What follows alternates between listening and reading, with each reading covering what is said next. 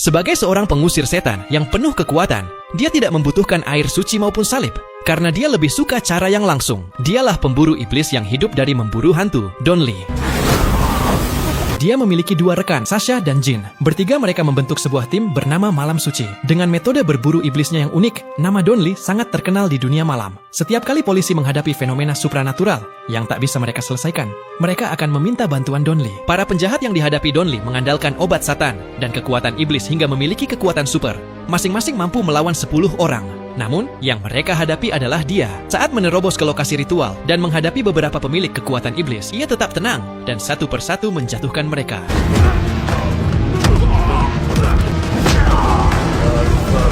Tessa memanfaatkan celah itu untuk menemukan gadis yang dirasuki iblis. Ia mengeluarkan cermin tembaga dan melafalkan mantra hingga iblis menampakkan wujud aslinya. Ia mengandalkan wajah dan juga tangan. Sementara itu, tugas Jin adalah merekam seluruh proses ini. Berkat kerja sama mereka, Sasha berhasil melakukan pengusiran setan dan menyelamatkan gadis yang tubuhnya belum sepenuhnya dikuasai iblis. Setelah semuanya selesai, Don Lee membakar altar ritual tersebut. Wajahnya tetap tenang, jelas baginya ini hanyalah kejadian sehari-hari. Namun hari ini, seorang wanita datang tanpa diundang. Setelah mengetahui wanita itu direkomendasikan oleh Pastor Mark, Don Lee langsung mengusirnya. Bahkan godaan uang pun tidak menggoyahkannya. Wanita itu masih ingin mencoba dan menyerahkan sebuah USB kepada Sasha, berharap bisa diberikan kepada Don Lee. Wanita itu adalah seorang psikiater. Setelah ibunya meninggal 5 tahun lalu, hanya ia dan adiknya yang saling bergantung. Sang ibu meninggalkan sebuah rumah di pinggiran kota. Kakaknya sibuk bekerja, sementara adiknya sering sendirian di rumah, mempersiapkan audisi. Gangguan panik akibat kematian ibu, tekanan audisi, serta rasa kesepian bercampur menjadi satu.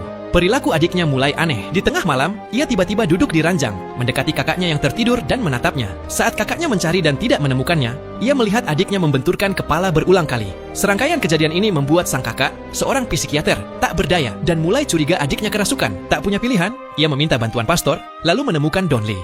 Alasan Don Lee menolak berurusan dengan pastor adalah kejadian 15 tahun lalu yang menewaskan banyak anak panti asuhan. Seorang anak bernama Joseph memiliki kemampuan menarik iblis dalam hati manusia.